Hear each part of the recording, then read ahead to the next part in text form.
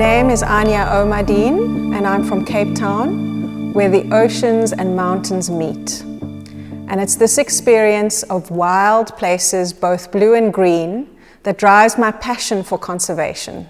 I'm the founder and director of a non-profit organization called the Beach Co-op, and our focus is to build communities that care for our marine environment. Traditionally, conservation has been practiced in a way to keep people out and preserve nature, and this is a narrative that we're trying to change at the Beach Co-op.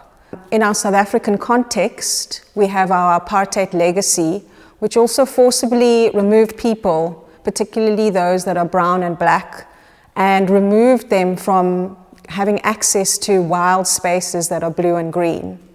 And because of this, there's been a strong disconnect to these spaces and places. And we're trying to create access to these places for brown and black people in particular. At the Beach Co-op, we're trying to change that narrative. And we're doing so by bringing arts and culture to our conservation work. I feel that arts, in particular, is a great medium to bring nature and people together. It's a means for us to break down those silos and to work from more of a heart space, more of a sensory space, rather than from a head space that is predetermined by science.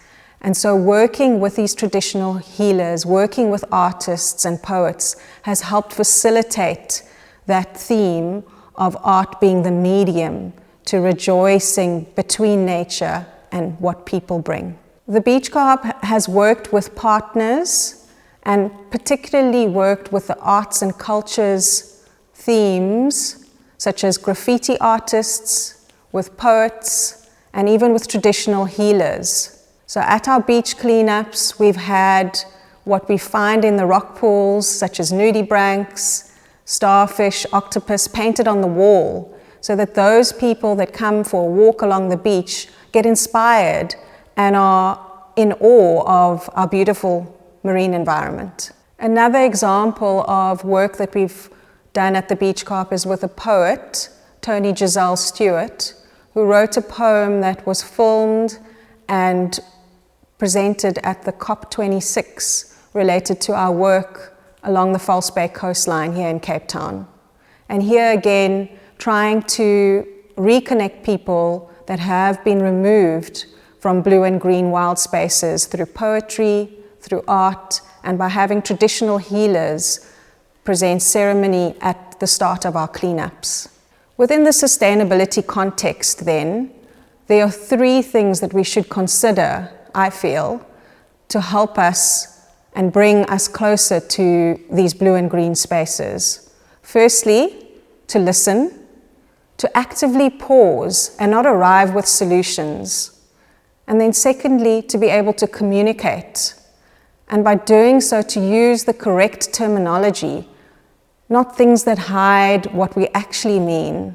And thirdly, consent. Consent would be really important, and it speaks to listening and communication.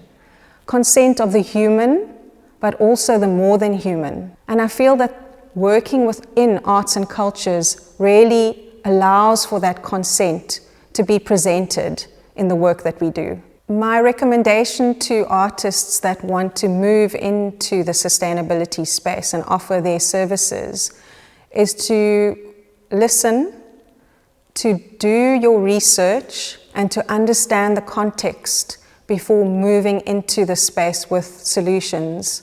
I feel that bringing the arts discipline to the work that we do in conservation is crucial. It helps facilitate an understanding of conservation that is all-encompassing, that looks to wanting to achieve what is good for the planet and good for the people.